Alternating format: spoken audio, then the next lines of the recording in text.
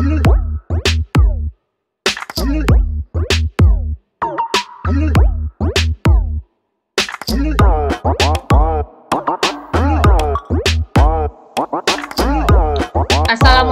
warahmatullahi wabarakatuh. Bersama saya Laili Tutorial. Dan untuk kali ini akan membahas penyusutan aset tetap metode saldo menurun ganda atau double declining balance method. Penyusutan aset tetap metode saldo menurun ganda atau double declining balance method. Dengan metode ini, depresiasi aset tetap tiap tahun ditentukan berdasarkan persentase tertentu yang dihitung dari harga buku pada tahun yang bersangkutan. Persentase depresiasi ditetapkan sebesar 2 kali persentase penyusutan menurut metode garis lurus. Untuk lebih jelasnya akan kita lihat contoh soal metode saldo menurun ganda. Di sini ada sebuah kendaraan mulai dioperasikan 1 Desember tahun 2023. Kendaraan tersebut diperoleh dengan harga Rp165 juta dan ditaksir dapat beroperasi 5 tahun. Perhitungan penyusutan kendaraan tiap tahun penggunaannya dihitung dengan menggunakan metode saldo menurun ganda atau double declining method. Kita lihat pembahasannya. Di sini dapat kita ketahui yaitu Rp165 juta merupakan harga perolehan dan masa umur ekonomisnya yaitu 5 tahun. Persentase penyusutan tiap tahun menurut metode garis lurus yaitu 100% dibagi dengan 5, maka didapatlah 20%. Sedangkan apabila kita menggunakan double declining method atau saldo menurun ganda, yaitu 2 kali dari metode garis lurus.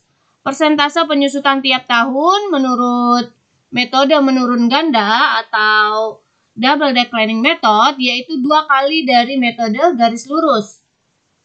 2 kali dari metode garis lurus, 2 dikali 20%. Jadi 5 di sini yaitu merupakan umur ekonomi sebanyak 5 tahun. Maka didapatlah 20%. Sedangkan untuk menggunakan metode menurun ganda 2 kali dari metode garis lurus. Maka 2 dikali 20% didapatlah 40%. Dari sini kita akan membuat perhitungannya. Untuk mempermudah saya menggunakan tabel, yaitu tabel penyusutan dengan menggunakan metode saldo menurun ganda atau double declining method. Kita bahas yang pertama. Untuk yang pertama yaitu tahun pertama di tahun 2023. Tahun 2023 di sini kendaraan tersebut mulai dioperasikan dimulai 1 bulan. Jadi penyusutan di tanggal 31 Desember tahun 2023 yaitu dipakai 1 bulan, sehingga perhitungan dengan menggunakan beban depresiasi atau beban penyusutan tahun berjalan 1/12 karena dipakainya baru 1 bulan dikalikan 40% dari persentase saldo menurun ganda, maka kita kalikan 40% lalu dikali nilai buku. Nilai buku tahun pertama sama dengan harga perolehan, yaitu karena belum ada penyusutan sebesar Rp165 juta. Maka kita kalikan 1/12 dikali 40% dan dikali Rp165 juta. Didapatlah beban penyusutan untuk 1 bulan di tanggal 31 Desember yaitu sebesar Rp5.500.000. Di sini ada saya bulatkan ya hasilnya. Jadi sebesar Rp5.500.000. Lalu berikutnya kita masuk akumulasi penyusutan. Akumulasi penyusutan untuk tahun pertama sama dengan beban penyusutan sebesar Rp5.500.000. Lalu untuk nilai buku aset, yaitu diambil dari harga perolehan. Harga perolehan kita ada sebesar Rp165 juta. Harga perolehan 165 juta dikurangi dengan akumulasi penyusutan 5.500.000, maka didapatlah Rp159.500.000. Lalu berikutnya kita masuk tahun kedua.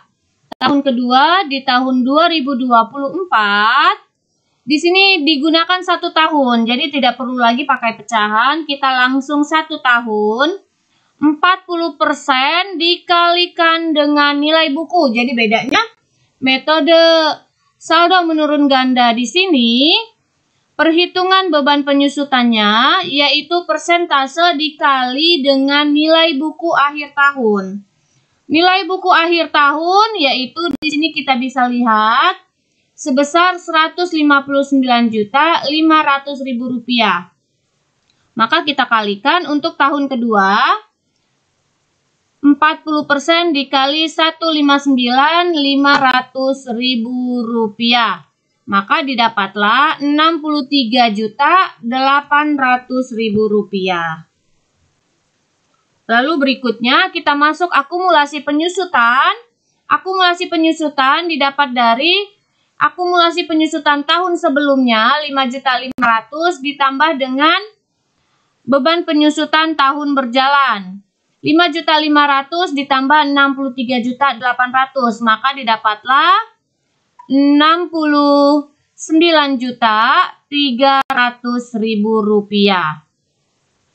Lalu untuk nilai buku aset tahun berjalan di tahun kedua atau tahun 2024, harga perolehan Rp165 juta dikurangi dengan akumulasi penyusutan. Maka didapatlah Rp95.700.000. Atau bisa juga kita mencarinya nilai buku tahun sebelumnya dikurangi dengan beban penyusutan tahun berjalan.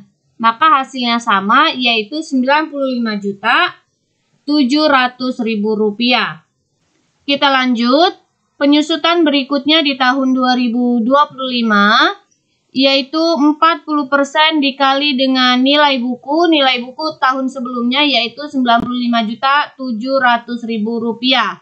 Maka didapatlah beban penyusutannya untuk tahun 2025 yaitu Rp38.280.000. Lalu untuk akumulasi penyusutannya yaitu akumulasi penyusutan tahun sebelumnya ditambahkan dengan beban penyusutan tahun berjalan. Maka didapatlah Rp107.580.000. Lalu nilai buku aset tahun 2025 yaitu harga perolehan Rp165 juta dikurangi dengan akumulasi penyusutan tahun berjalan. Didapatlah Rp57.420.000. Kita lanjut berikutnya di tahun 2026 yaitu 40% dikali dengan nilai buku tahun terakhir. Kita lihat nilai buku tahun terakhir yaitu Rp52.420.000. Maka 40%-nya didapatlah Rp22.968.000. Ini merupakan beban penyusutan tahun 2026. Sedangkan akumulasi penyusutannya yaitu akumulasi penyusutan tahun sebelumnya Rp107.580.000 ditambahkan Rp22.968.000. Maka didapatlah Rp130.548.000. Untuk nilai buku aset tahun 2026, harga perolehan Rp165 juta dikurangi dengan akumulasi penyusutan. Maka didapatlah nilai buku asetnya yaitu di sini sebesar Rp34.452.000.